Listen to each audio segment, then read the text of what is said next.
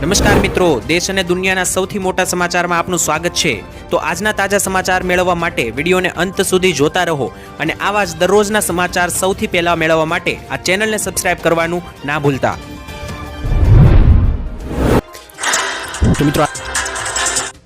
તો મિત્રો આજના પ્રથમ સમાચાર વિશે વાત કરીએ તો ગુજરાત રાજ્યમાં હવે વરસાદી રાઉન્ડની તારીખો પાકા પાયે જાહેર કરવામાં આવી છે। તો ગુજરાતમાં ચોમાસા પહેલાનો આગોતરો વરસાદ હવે શરૂ થઈ જવાનો છે અને ગુજરાત રાજ્યમાં ગરમીથી લોકો ત્રાહિમામ પોકારી રહ્યા છે। તેની વચ્ચે હવે આજે નવો વરસાદી રાઉન્ડ છે તે પવન સાથે રહેવાની આગાહી કરવામાં આવી છે, જેથી ગુજરાતવાસીઓને હવે ગરમીથી એક મોટી રાહત જોવા મળશે। જેને લઈને મિત્રો વાત કરીએ તો તારીખો સાથેની આગાહી હવામાન વિભાગે જાહેર કરી છે।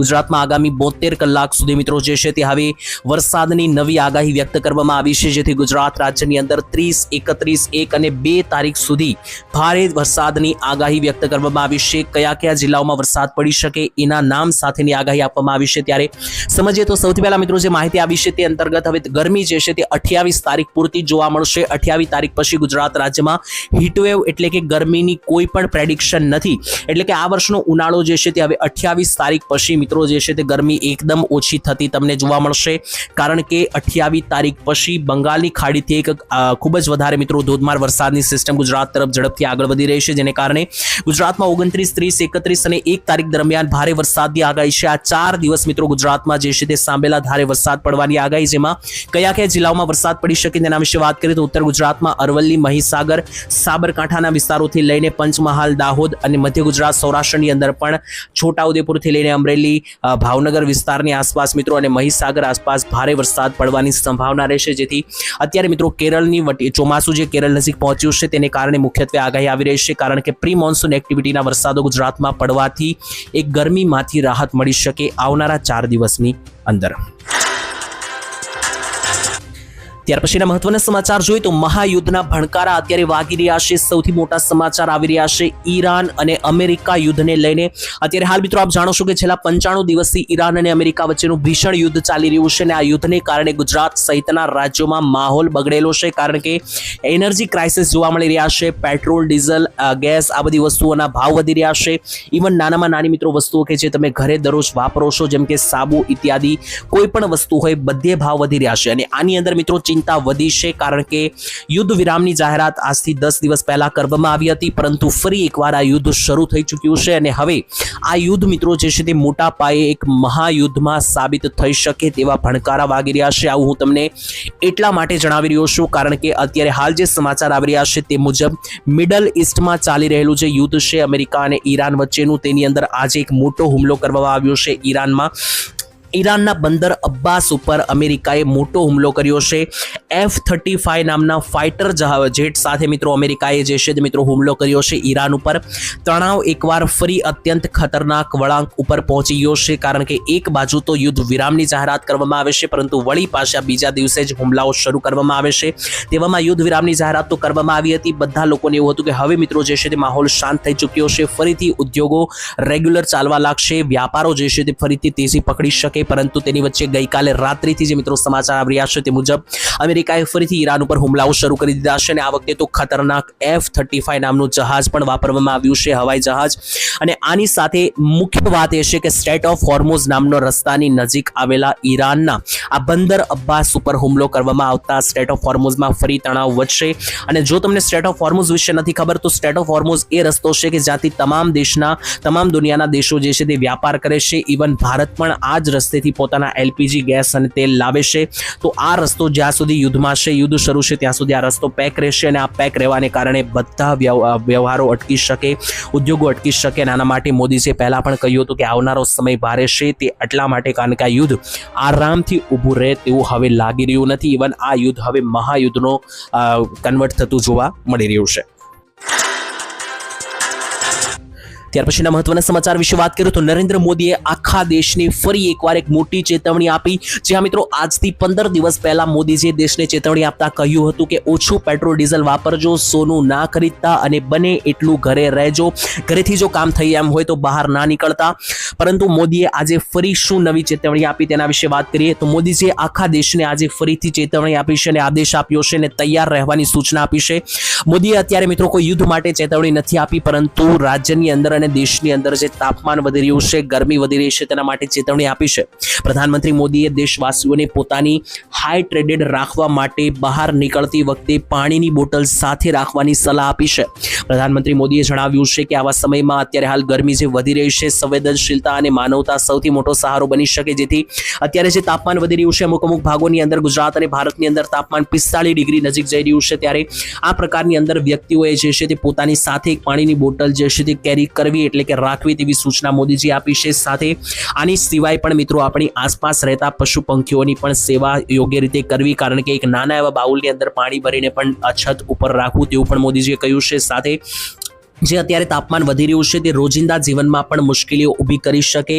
વધતી જતી ગરમી માત્ર અસુવિધા જ નહીં પરંતુ આરોગ્ય માટે પણ ગંભીર જોખમ બની શકે, જેમ કે હીટ સ્ટ્રોક પડી શકે એટલે કે લૂને કારણે મિત્રો મનુષ્યને સ્ટ્રોક પડી શકે, ડિહાઇડ્રેશન, થાક જેવી બીમારીઓ વધી શકે. અને ખાસ કરીને આ જે ગરમી છે તે બાળકો અને વૃદ્ધો ઉપર વધારે અસર કરી શકે, એટલા માટે ખાસ તૈયારીમાં રહેવું, કારણ કે આ જે ગરમી છે કોઈ સામાન્ય ઉનાળાની ગરમી નથી. આ લા નિનોની ઇફેક્ટને કારણે ગરમી પડી રહી છે. જે મિત્રો આ લા નિનો નામની જે ઇફેક્ટ બની રહી છે તેને કારણે અત્યારે દુનિયાનું અંદર ટેમ્પરેચર વધી રહ્યું છે. એટલે આ ગરમી કોઈ મિત્રો ઉનાળાની ગરમી છે તેવું પકડીને નહીં ચાલતા, કારણ કે ઉનાળાની ગરમી આટલી ભયંકર નથી બનતી. આ લા નિનોની અસરને કારણે વૈશ્વિક લેવલ ઉપર મિત્રો તાપમાન અત્યારે બગડ્યું છે, તો એના માટે ખાસ ચેતવું તેવું મોદીજીએ કહ્યું. ત્યાર પછીના સમાચાર જોઈએ તો શું મોદી સરકાર એક વર્ષમાં હટી જશે તેવું ફરીથી મિત્રો વારંવાર શા માટે અત્યારે સોશિયલ મીડિયામાં આ શબ્દ વાયરલ થઈ રહ્યો છે? કારણ કે મિત્રો તમને જણાવી દીધું, અત્યારે જે મોટા સમાચાર આવી રહ્યા છે તે મુજબ જો તમે છેલ્લા 2-3 દિવસથી સમાચારો જોતા હશો તો તમને ખબર હશે કે અત્યારે સોશિયલ મીડિયામાં આ એક વાક્ય વાયરલ થઈ રહ્યું છે કે મોદી સરકાર પડી જશે, એક વર્ષમાં મોદી સરકાર હટી જશે. આવું શા માટે થઈ રહ્યું છે તેના વિશે આવીએ તો મોદી સરકાર શા માટે એક વર્ષમાં હટી જશે તેવું વાયરલ થઈ રહ્યું છે. તો દિલ્હીમાં યોજાયેલી કોંગ્રેસના અનુસૂચિત જાતિ વિભાગની બેઠકમાં રાહુલ ગાંધીએ દાવો કર્યો હતો કે પ્રધાનમંત્રી મોદી હવે એક વર્ષમાં સત્તા ઉપરથી હટી જવાના છે. વધતી જતી મોંઘવારી છે, બેરોજગારી છે અને અમેરિકા સાથેની જે આ ટ્રેડ ડીલો છે, આ બધા મુદ્દાઓ ઉપર પ્રધાનમંત્રી મોદી સંપૂર્ણપણે એક્સપોઝ થઈ ચૂક્યા છે. એટલે કે મોદીજી જે છે તે આ બધી વસ્તુઓ સંભાળી શકી રહ્યા નથી.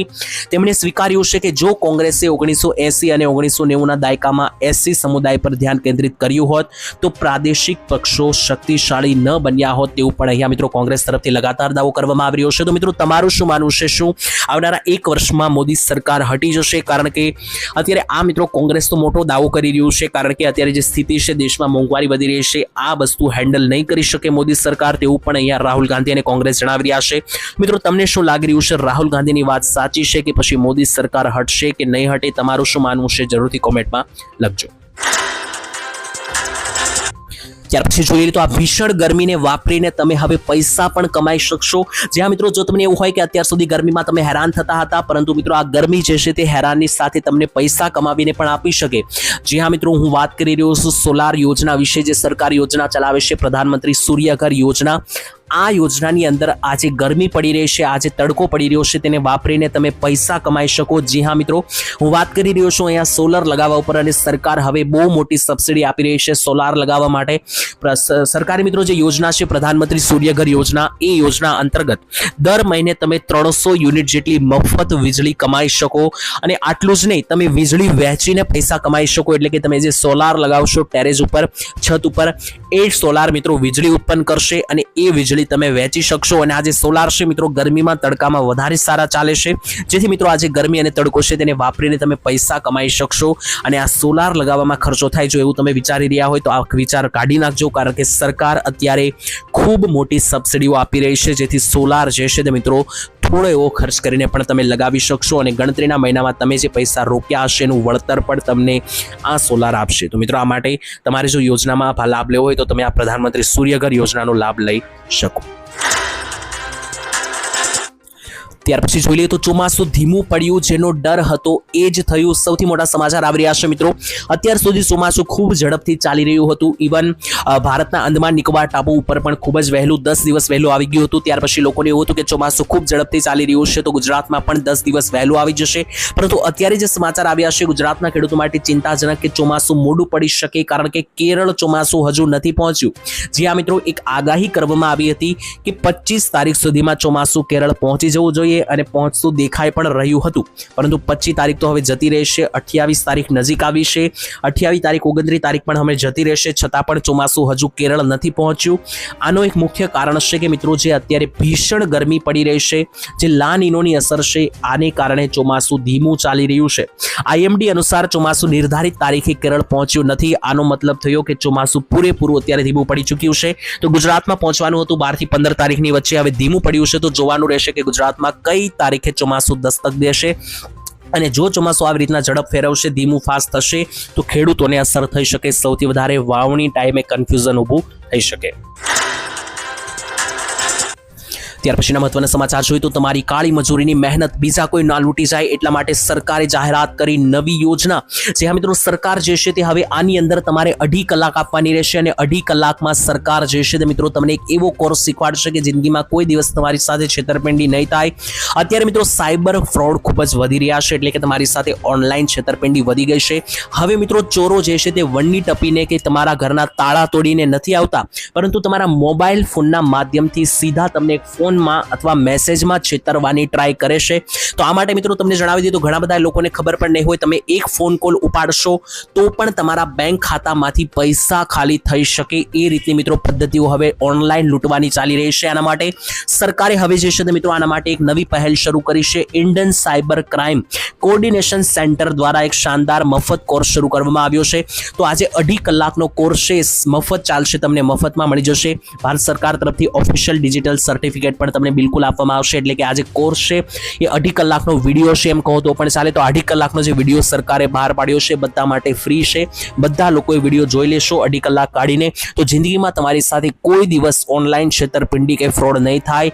ઇવન તમારા ખાતામાં જે પણ પૈસા પડ્યા હશે એ પણ સેફ રહેશે, અને તમે 100% સેફ રહેશો. આ વિડીયો જોઈ લેશો તો 2.5 કલાકનો વિડીયો સરકારે બહાર પાડ્યો છે, અને એની સાથે એ વિડીયો તમે જો આખો જોશો તો તમને સરકાર તરફથી પ્રમાણપત્ર પણ આપવામાં આવશે.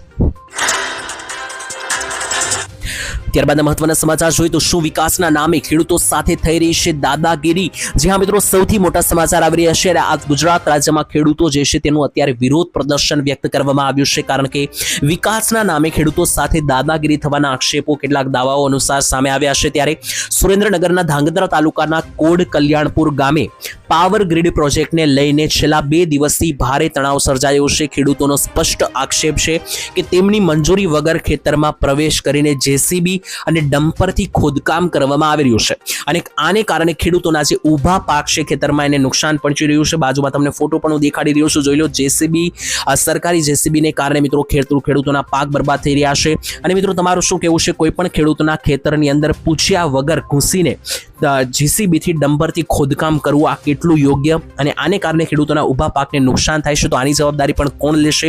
તો અહીંયા મિત્રો જે છે તે ઘણા બધા ખેડૂતોએ દાવો કર્યો કે વિકાસના નામે ખેડૂતો સાથે આ ખુલ્લેઆમ દાદાગીરી થઈ રહી છે. તો આ મામલે તમારું શું મિત્રો માનવું છે? આજે આક્ષેપ કરવામાં આવ્યા છે, આજે દાવાઓ છે, સૂત્રો અનુસાર જે માહિતી મળી છે એ મામલે તમારું શું કહેવું છે? કોમેન્ટમાં લખજો. ત્યારબાદ મહત્વના સમાચાર જોઈએ તો ભારત માટે ચિંતાજનક સમાચાર સામે આવ્યા. સૌથી મોટા સમાચાર આવી રહ્યા છે. હાલ અત્યારે ચાઇના પોતાની અત્યારે અંદર મિત્રો એક મોટો ટ્રાન્સફોર્મેશન લઈ રહી છે, જેનાથી ભારત માટે ચિંતાજનક સમાચાર એટલા માટે કારણ કે ભારતના પાડોશી 3 મોટા દેશો છે, બાંગ્લાદેશ, પાકિસ્તાન અને ચાઇના. 3 ભારતના દુશ્મન તરીકે ગણવામાં આવે છે. જેમાં ચાઇનાની વિશે વાત કરીએ તો ચાઇના અત્યારે સૌથી મોટું જહાજની તૈયારી કરી રહી છે, અને આ જહાજ ભારત માટે ચિંતા બની શકે આવનારા સમયમાં. ચાઇના પોતાના નૌસેનાની અંદર એટલે કે જળની અંદર લડાકુ મિત્રો જે સેના હોય છે તેની અંદર એક મોટું શક્તિશાળી એરક્રાફ્ટ બનાવવા જઈ રહી છે, અને 1, 2 કે 3 એરક્રાફ્ટ નહીં, આવનારા 7 વર્ષની અંદર ચાઇના 6 નવા એરક્રાફ્ટ કેરિયર બનાવવાનું લક્ષ્ય રાખી રહી છે. અને જો આ બની જશે તો ભારત માટે ચિંતાનો સમાચાર, કારણ કે ચાઇના હિન્દ મહાસાગર ક્ષેત્રમાં પોતાના સબમરીન યુદ્ધ જહાજો વારંવાર મોકલી રહ્યું છે, અને આમ જોઈએ તો હિન્દ મહાસાગર ભારતની આન બાન અને શાન ગણવામાં આવે છે. અને જો ચાઇના હિન્દ મહાસાગરમાં આ રીતે કબજો વધારશે તો ભારતીય નૌસેનાએ વધુ સતર્ક રહેવું પડશે. તો ભારત માટે આ એક ચિંતાજનક સમાચાર સામે આવ્યા.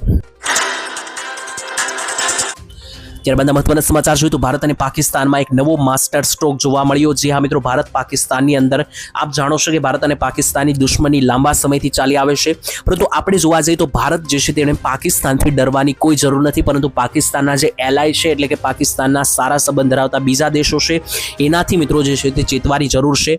એનું મિત્રો એટલા માટે હું તમને જણાવી રહ્યો છું કારણ કે આજથી 1 વર્ષ પહેલા જ્યારે ઓપરેશન સિંદૂર થયું હતું, ભારત પાકિસ્તાનનું યુદ્ધ થયું હતું, ત્યારે અમેરિકા જેવા મોટા દેશે પણ પાકિસ્તાનનો સાથ આપ્યો હતો. ત્યારે મિત્રો જે કંઈ પણ હતું તેનાથી પાકિસ્તાનને એવું લાગતું હતું કે કોઈ પણ પરિસ્થિતિમાં પાકિસ્તાનનો સાથ અમેરિકા આપશે જ, પરંતુ એવું નથી. અત્યારે મિત્રો જે છે તે સૌથી મોટા સમાચાર આવી રહ્યા છે. અમેરિકા જે છે તે અબ્રાહમ કરારની અંદર પાકિસ્તાન પાસેથી બળજબરદસ્તીપૂર્વક હસ્તાક્ષર કરાવી રહ્યું છે. આનાથી ભારત અને અમેરિકાના સંબંધો સુધરી રહ્યા છે અને પાકિસ્તાન અને અમેરિકાના સંબંધો બગડી રહ્યા છે. તો ભારતનો મિત્રો સૌથી મોટો ખતરો એ છે કે પાકિસ્તાન નથી ભારતનો ખતરો, પરંતુ અમેરિકા કે જે પાકિસ્તાનનો સાથ આપે છે એ ભારત માટે મોટો ખતરો હતો, જે હવે ઓછો થતો જોવા મળ્યો છે કારણ કે અમેરિકા ભારત સાથે દોસ્તી વધારી રહ્યું છે અને પાકિસ્તાન સાથે સંબંધો ઓછા થઈ રહ્યા છે અમેરિકાના. આ ભારત માટે ખોટા ખુશખબરી ભર્યા સમાચાર, કારણ કે ભવિષ્યમાં ગમે ત્યારે ભારત પાકિસ્તાન વચ્ચે કોઈ પણ કરારો તકરારો થાય છે, યુદ્ધ પણ થાય છે, તો અમેરિકા જે છે તે વચ્ચે નહીં આવે. એ મિત્રો મોટી વાત ગણવામાં આવશે, કારણ કે અત્યાર સુધી જ્યારે ભારત પાકિસ્તાનનું યુદ્ધ થાય છે અમેરિકા હંમેશા પાકિસ્તાનનો સાથ દેતું જોવા મળ્યું છે, પરંતુ હવે જ્યારે પાકિસ્તાન અને અમેરિકાના સંબંધો બગડી રહ્યા છે, આ ભારત માટે એક મોટો માસ્ટર સ્ટ્રોક ગણવામાં આવ્યો.